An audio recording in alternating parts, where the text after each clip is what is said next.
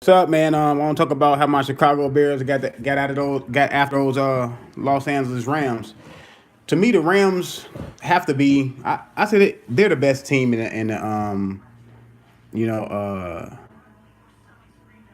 in the NFC. They are the best team. Them and the Saints. Between them and the Saints are the best team in the NFC. I'm gonna go with slightly give the Rams the edge, but I was getting my hair cut the other day, and I had a conversation with the gentleman in there, and he was telling me how the Rams was going to score all types of points on the Bears, and not really giving the Bears the respect the defense the respect that the defense deserves, because the Bears to me have the best defense in the NFL period. And the reason why I say that, because they have playmakers at every level. They have one of those. See, in order to me for you to be the best defensive team, what separates you is that you have a defense that can make plays at every level. Defensive line, the Bears can make plays with Akeem Hicks. They got go Eddie. I mean, they got Goldman up in the middle with the anchor nose tackle. Linebacker, they got Raycon Smith.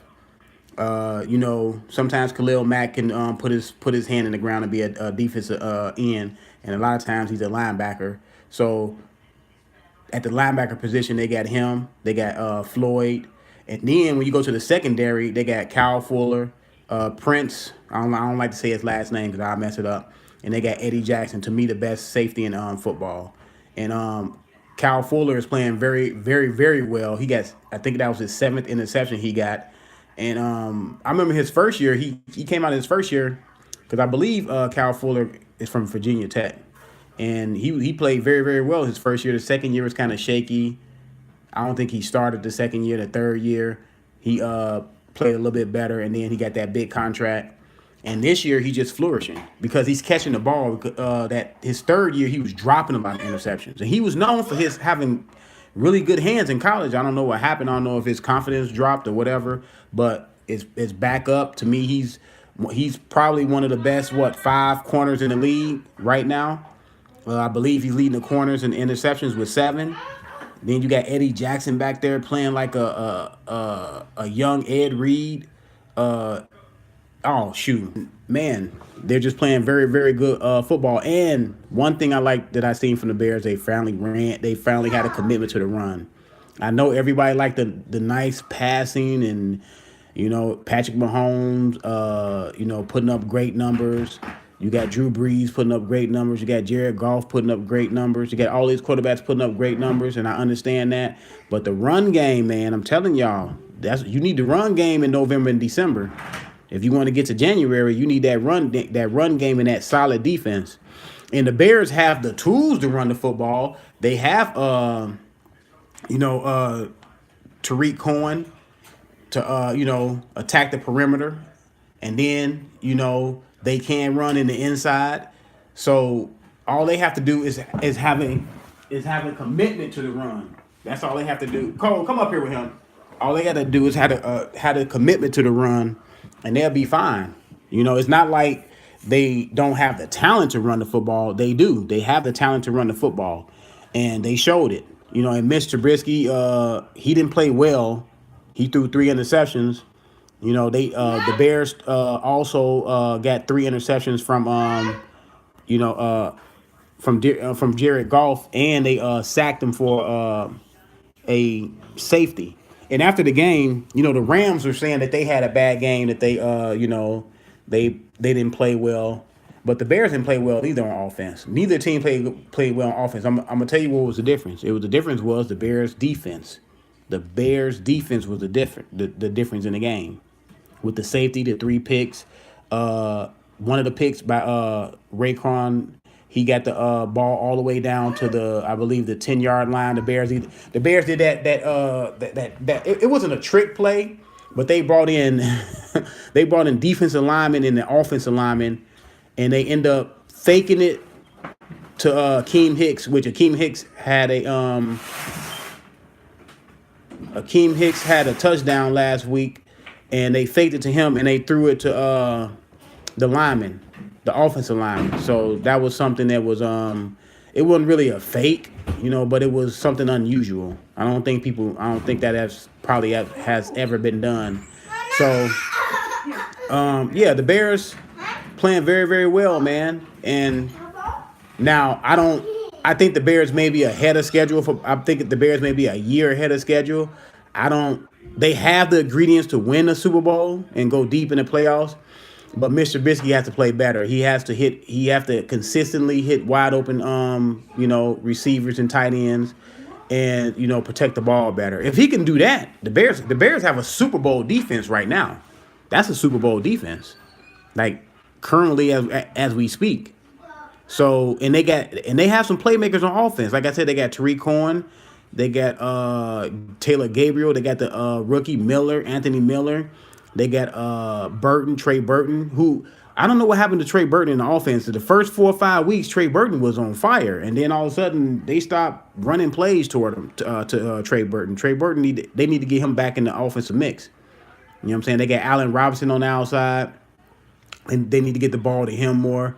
But yeah, the Bears, to me, they have all the weapons now. It's just up to the quarterback. If Mr. Trubisky can play average and protect the football, who knows? You know what I'm saying? But right now, I have to get an edge to the Rams and the Saints. Right now, the Rams and the Saints are playing more consistent football, and you have to be a realist. You know what I'm saying? The Bears is my team. I grew up in Chicago, from Chicago, but I'm not delusional either. I know that they have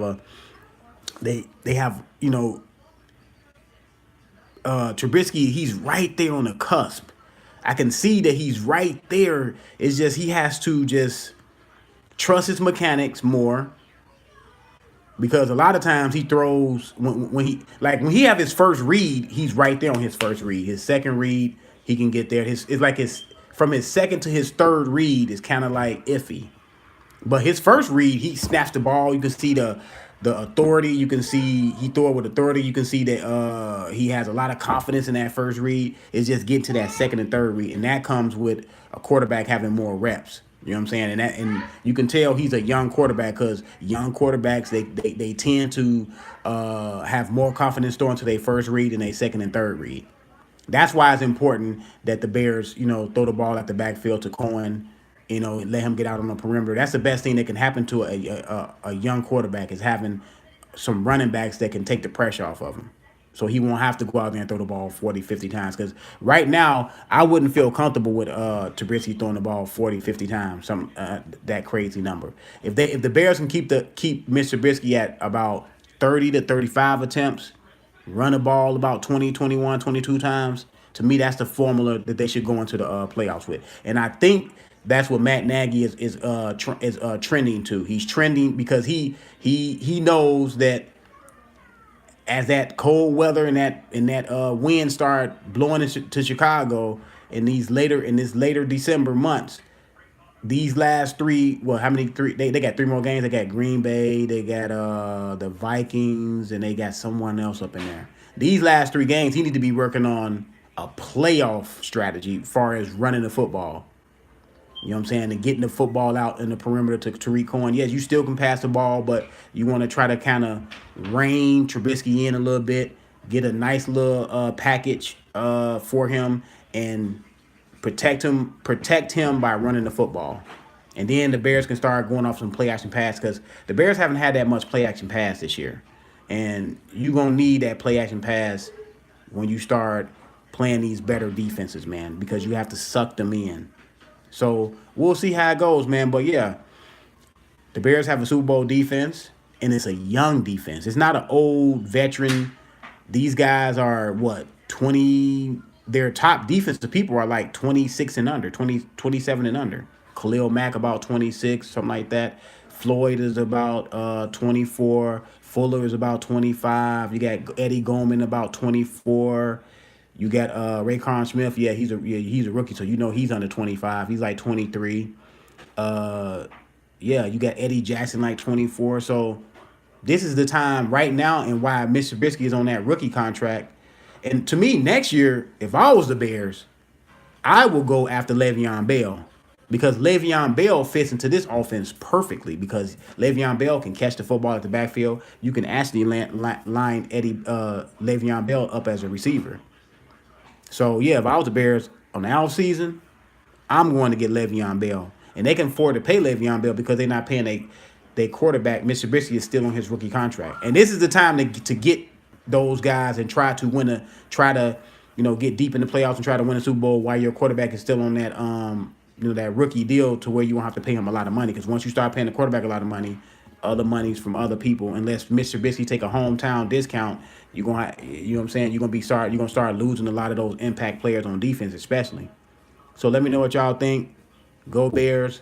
Oh yeah, we got the Packers, man. We gotta dominate the Packers. Dominate the Packers. I don't like